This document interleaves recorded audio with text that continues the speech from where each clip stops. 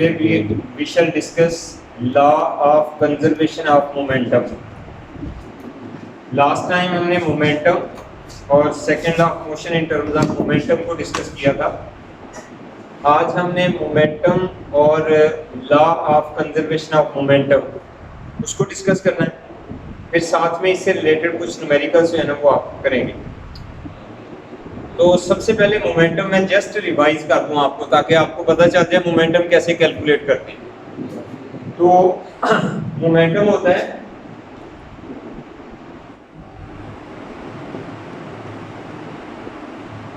momentum is the product of mass and velocity. Momentum is the product of mass and velocity. यानी जिस object का momentum आपने find out करना है उसका आपको मास और उसकी वेलोसिटी का पता हो, दोनों को मल्टीप्लाई करते हैं, you will get the momentum. मसलन जैसे यहाँ पे देखो, अगर ये गाड़ी जा रही है इस तरह, अब इस गाड़ी का मास 1000 किलोग्राम है, वेलोसिटी इसकी है 72 kilometre per hour. Momentum of the car, a car is traveling with 72 kilometre per hour, mass of the car is 1000 kilogram. तो इसका मोमेंटम हमने फाइंड आउट करना है, तो दोनों को मल्टीप्लाई कर लेना है, लेकिन साथ में ऐसा यूनिट का भी ख्याल रखना है. ऐसा यूनिट वेलोसिटी के क्या होते हैं? Metre per second. मास के किलोग्राम होते हैं. तो इस 72 किलोमीटर को 1000 over 3600 करके इसकी आपने वेलोसिटी को चेंज कर लेना है मीटर पर सेकेंड में. सो इस दोनों को मल्टीप्लाई करते हैं. P is equal to mv. m इसका 1000, वेलोसिटी इसकी 20, सो 20,000 न्यूटन सेकेंड. ये इसका मोमेंटम आ जाएगा. तो momentum of the car is 20,000 newton second. So जहां भी आपको मोमेंटम आपने फाइंड आउट करना है तो product of mass and velocity, mass और वेलोसिटी को मल्टीप्लाई करें, मोमेंटम आ जाएगा. इसी तरह से देखें, यहां पे एक बॉल है, इस बॉल का मास 2 किलोग्राम, वेलोसिटी इसकी 3 मीटर पर सेकेंड. तो इसका मोमेंटम बताओ कितना होगा? A ball is traveling with 3 metre per second, mass of the ball is 2 kilogram. Momentum of the ball, ball का momentum mv, product of mass and velocity. तो mv करेंगे तो 3 into 2 6 newton second. तो momentum of the ball is 6 newton second. अब इन दोनों में से किसको रोकना आसान है या मुश्किल है? तो मोमेंटम ऑफ द कार है 20,000 newton second. It is very difficult to stop this moving car. और momentum of this ball is 6 newton second, तो it is very easy to stop this ball. Quantity of motion इसमें सिर्फ 6 है, इसमें quantity of motion है 20,000. So car को रोकना मुश्किल, इसका मोमेंटम ज्यादा, और बॉल को रोकना आसान, इसका मोमेंटम कम है. तो जिस चीज़ का मोमेंटम कम होता है उसको रोकना आसान, जिस चीज़ का मोमेंटम ज़्यादा होता है उसको रोकना उतना ही मुश्किल होता है. सो मोमेंटम जब भी आपने फाइंड आउट करना है, product of mass and velocity, m1 v1. अच्छा, अब हमने करना है law of conservation of momentum.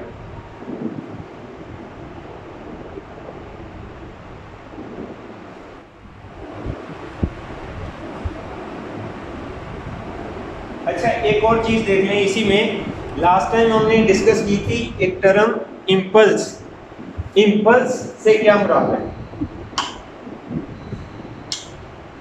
Impulse को force into time. So when some sudden force acts on a body for very short interval of time, a jerk is produced. This jerk is known as impulse. यानी एक jerky motion जो है वो एक impulsive motion होती है. Impulse calculate करना हो तो force into time, F into t is equal to impulse. और यही वाली इम्पल्स जो है ये चेंज इन मोमेंटम के बराबर भी है. Impulse is equal to change in momentum. ये भी हमने लास्ट टाइम किया था. चेंज इन मोमेंटम का मतलब है डेल्टा पी।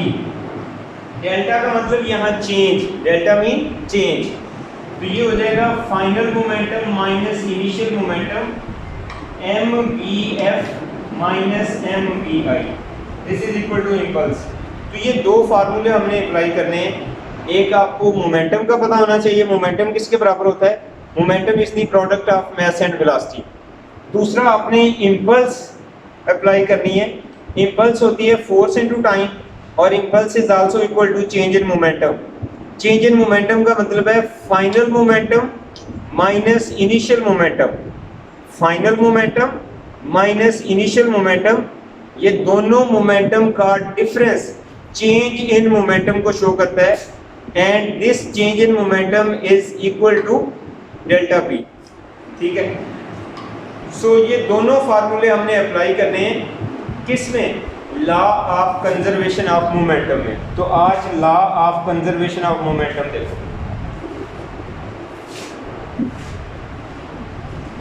तो ये लॉन्ग क्वेश्चन है और अक्सर ये इसी तरह से आता है कि what is meant by momentum, prove the law of conservation of momentum.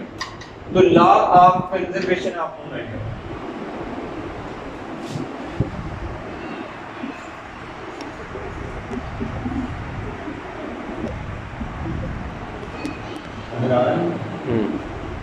Law of conservation of momentum, ये है हमारा आज का question, law of conservation of momentum. तो इसमें हम एक ऐसा सिस्टम लेते हैं जिस सिस्टम में दो बॉल्स हैं, दो बॉल्स का momentum before collision and after collision हम प्रूव करेंगे कि total momentum of the system remains constant. अब ये law of conservation of momentum का मतलब ये है कि total momentum of an isolated system remains constant.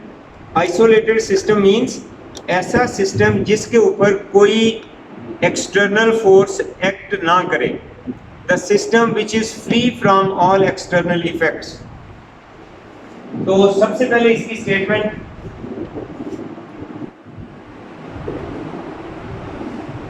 Total momentum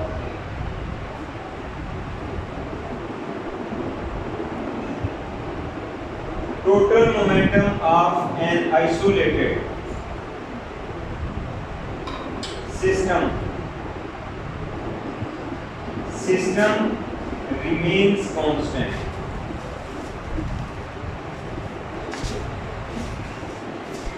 Total momentum of an isolated system remains constant. Isolated means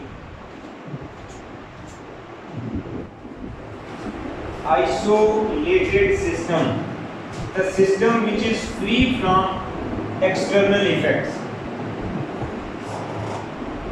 the system on which no external force acts.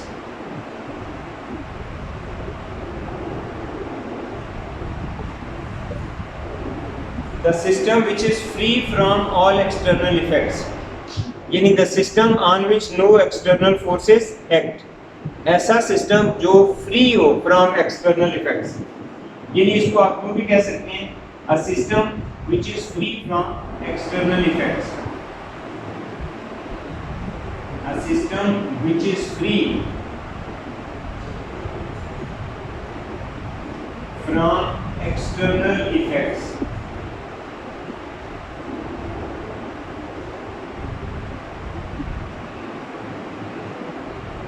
A system which is free from external effects। ये statement लिख लें, ये short question में आई हुई है कई दफ़ा कि what is meant bye isolated system, what is meant bye isolated system. तो ये आपको पता होना चाहिए कि आइसोलेटेड सिस्टम से क्या मुराद है।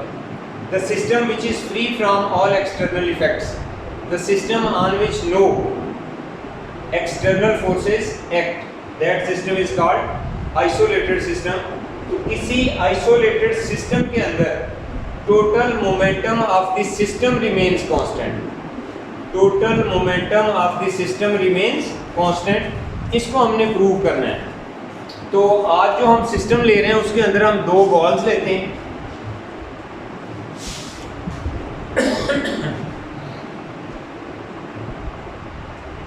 consider a system having two balls.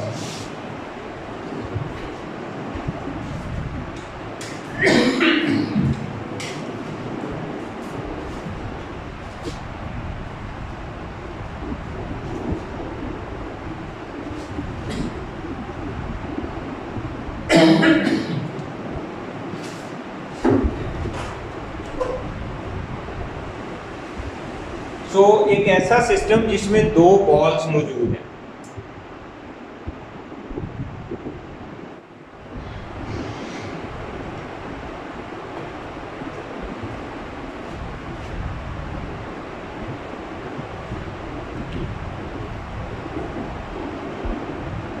अब इसमें एक बॉल ये वाली, एक बॉल ये वाली,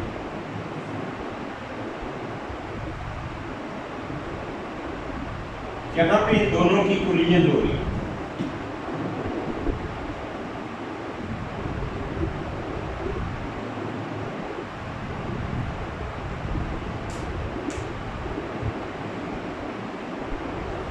So we have a system in which there are two balls.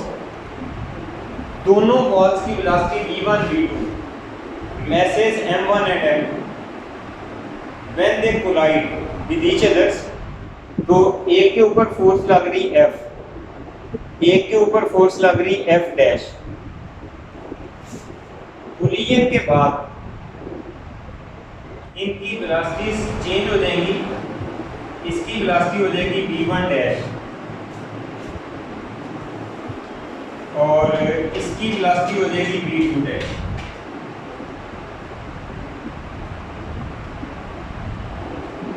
Collision के बाद मैसेज तो नहीं चेंज होंगे, वेलोसिटीज चेंज हो जाएंगी। एक की वेलोसिटी v1, एक की v2। कोलिजन के बाद v1 डैश v2 डैश। अब इसी के बारे में ये आपने सारी डिस्क्रिप्शन थोड़ी सी लिख देनी है। मसलन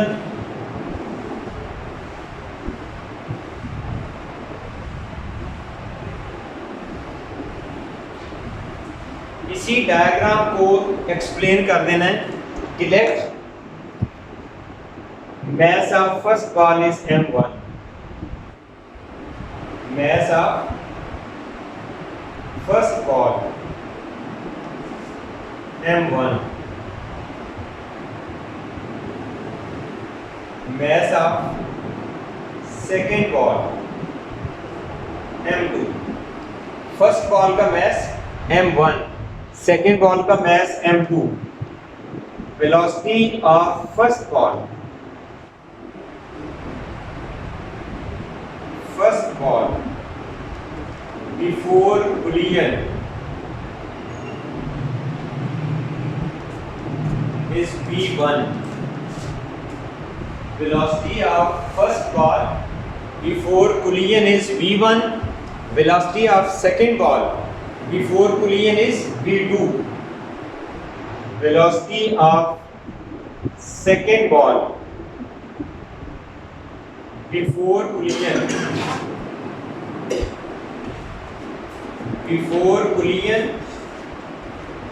v2।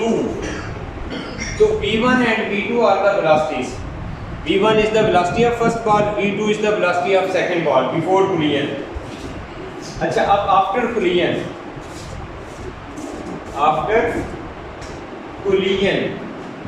के बाद दोनों आपस में टकराते हैं। तो कोलिजन के बाद velocity of first ball v1 dash, velocity of first ball की वेलोसिटी हम लेते हैं v1 dash. Velocity of second ball collision के बाद वेलोसिटी ऑफ सेकेंड बॉल की वेलोसिटी v2 डैश। तो ये चार चीजें आपने नोट कर देनी बेटे। सबसे पहले कोलिजन से पहले velocity of first ball v1, velocity of second ball v2। After collision velocity of first ball v1 dash, velocity of second ball v2 dash. Message of first ball m1, mass of second ball m2 during collision कुलियन के दौरान force on first ball, force on first ball, first ball जो है ये पहले वाली, इसके ऊपर force लगी एफ डैश और फोर्स ऑन सेकेंड बॉल इस पे लगी एफ, तो force on first ball is F dash, force on second ball, second ball की फोर्स एफ। सो ये आपने 6 चीजें नोट कर लेनी, velocities, masses, force. Velocity note करनी है फर्स्ट बॉल की, सेकेंड बॉल की, और मैसेज नोट करने हैं फर्स्ट बॉल का, सेकेंड बॉल का। फोर्सेस लिखनी है फर्स्ट बॉल पे force F dash, second ball पे force F when the ball collides, जब कोलिजन होगी तो फोर्सेस लगनी।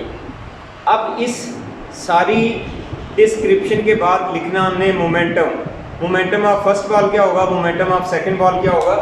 वैसे मैं आपको बता दूं कि momentum of the system remains constant का मतलब ये है कि अगर ये फर्स्ट बॉल का मोमेंटम फर्स्ट करो 70 न्यूटन सेकेंड है, दूसरी का 30 न्यूटन सेकेंड है, तो 70 प्लस 30 कितना हुआ 100, 70 प्लस 30 कितना हुआ 100।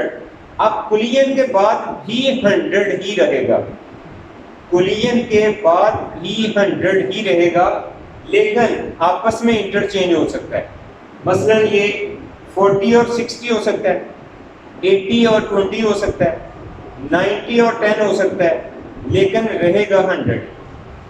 तो law of conservation of momentum का मतलब क्या है कि total momentum of the system before collision and after collision will remain same, will remain constant. तो इसका मतलब है फर्स्ट बॉल का मोमेंटम क्या होगा m1v1, प्रोडक्ट होता है ना, product of mass and velocity. तो इस बॉल का मोमेंटम फर्स्ट बॉल का बनेगा m1v1, दूसरी बॉल का बनेगा m2v2, कोलिजन के बाद m1v1 dash m2v2 dash, m1v1 dash m2v2 dash, यानी कोलिजन के बाद का मोमेंटम और कोलिजन से पहले का मोमेंटम इक्वल होगा, ये हमने प्रूव करना है।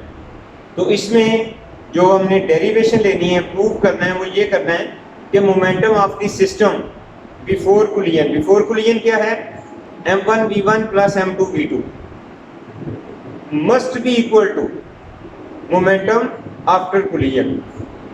आफ्टर कोलिजन क्या है m1v1 dash plus m2v2 dash. तो दोनों बॉल्स का मोमेंटम, दोनों बॉल्स का momentum before collision and after collision remains same, ये हमने प्रूव करना है। और ये कहाँ से करना है, इस इंफॉर्मेशन से करना है सारा। ये आपने 6 चीज़ें नोट कर ली बेटे सबने, अगर नहीं की तो फटाफट कर लो। ये 6 की 6 चीज़ें नोट कर लें। मैस ऑफ फर्स्ट बॉल, ये मैं फिर साफ करने लगा। Mass of first ball, mass of second ball m1 m2, velocity before collision, first ball की v1, सेकंड बॉल की v2, after collision velocity of first ball v1 dash, velocity of second ball v2 dash, force acting on first ball f dash, force acting on second ball is f। ये मैं साफ करके आगे चलने लगा हूं, तो ये नोट कर लो।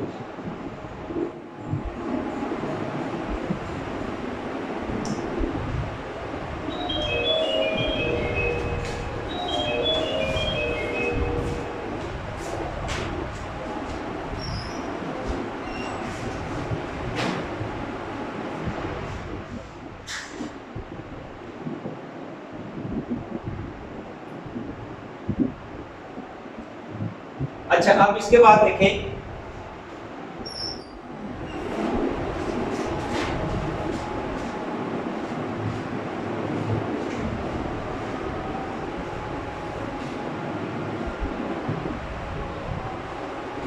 अब हम लिखने लगे हैं impulse is equal to change in momentum, क्योंकि इम्पल्स किसके बराबर होती है, चेंज इन मोमेंटम की।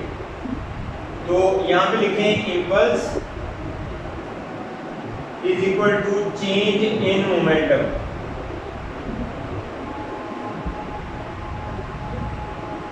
Impulse is equal to change in momentum. ठीक है, अब इम्पल्स किसके बराबर होती है? F into T is equal to change in momentum होता है final minus initial, mvf minus mvi। Change in momentum क्या होता है? Final minus initial.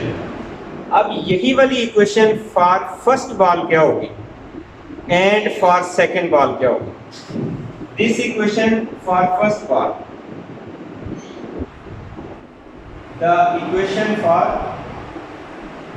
First ball, the equation for first ball लिखते जाओ साथ साथ। The equation for first ball, first ball की इम्पल्स, फर्स्ट बॉल की change in momentum, first ball की इम्पल्स, फर्स्ट बॉल की चेंज इन मोमेंटम। तो first ball पे फोर्स कौन सी लग रही है? F dash. फर्स्ट बॉल पे फोर्स कौन सी लग रही है? F dash. F dash into delta T, first ball का final momentum after collision m1 v1 dash, initial momentum m1 v1। First ball का final momentum means after collision m1 v1 dash और initial momentum m1 v1। तो इसमें change in momentum क्या आएगी? Final minus initial, final minus initial. अब final कौन सा होगा? After collision m1 v1 dash, initial कौन सा होगा? Before collision m1 v1। तो ये बन गया m1 v1 dash minus m1 v1।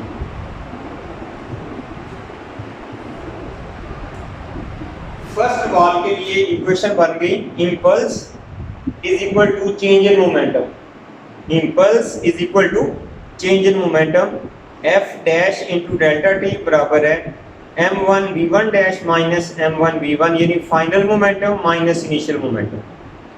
बिल्कुल यही equation for second ball, the equation for second ball.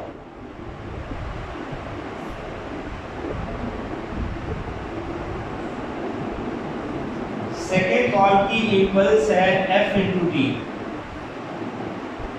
Is equal to m2 v2 dash minus m2 v2।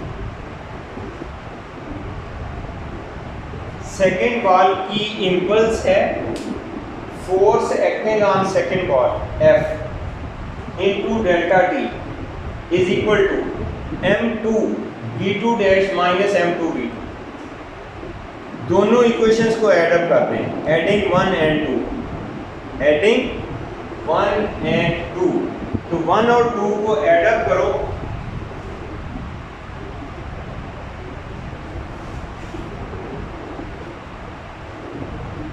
Adding 1 and 2,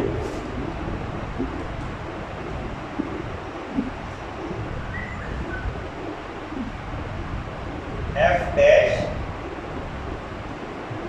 into delta T plus F into delta T is equal to m1 v1 dash minus m1 v1 plus m2 v2 dash m2 v2। Add करते हुए left side को left में add कर देना है, right side को right में add कर देना है। ऐड करते हुए लेफ्ट साइड को लेफ्ट में ऐड कर दें, राइट साइड को राइट में ऐड कर दें। तो इसमें से डेल्टा टी कॉमन आ जाएगा, F डैश प्लस F बचेगा, F dash plus F into delta T m1 v1 dash plus m2 v2 dash minus m2 v2।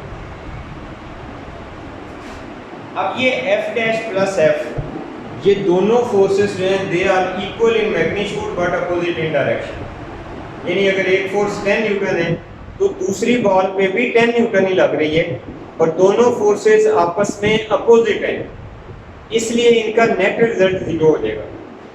F plus F dash is equal to 0। तो ये left side 0 हो गई।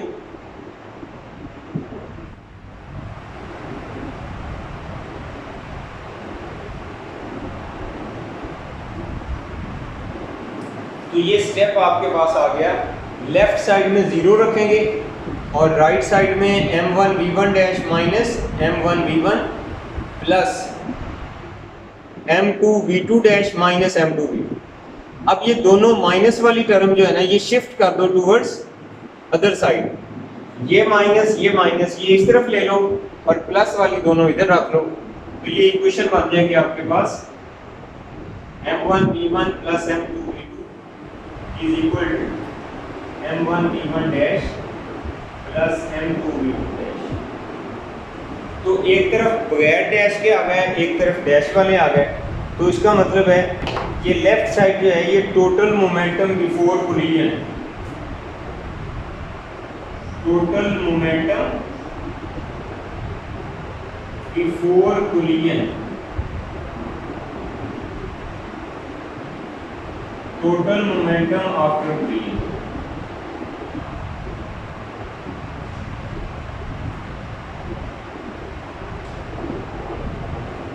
तो एक है total momentum before collision और दूसरा है टोटल मोमेंटम आफ्टर कोलिजन। तो इस तरह से ये प्रूव हो जाता है कि total momentum of the system remains constant. Collision से पहले का मोमेंटम और कोलिजन के बाद का मोमेंटम एक जैसा रहता है। क्लियर हो गया? तो इसमें हमने यही चीज़ बेटे प्रूव करनी थी कि total momentum of the system remains constant. Total momentum of the system remains constant. तो इसको हमने मैथमेटिकली प्रूव कर दिया है कि momentum before collision is equal to momentum after collision. Impulse वाला फार्मूला अप्लाई करना है। इंपल्स होता है चेंज इन मोमेंटम। तो फर्स्ट बॉल की इंपल्स और चेंज इन मोमेंटम, तो ये दोनों इक्वेशंस लेकर ऐड अप कर देंगे। ऐड अप करके इसका रिजल्ट मिल जाएगा। तो this was all about law of conservation of momentum.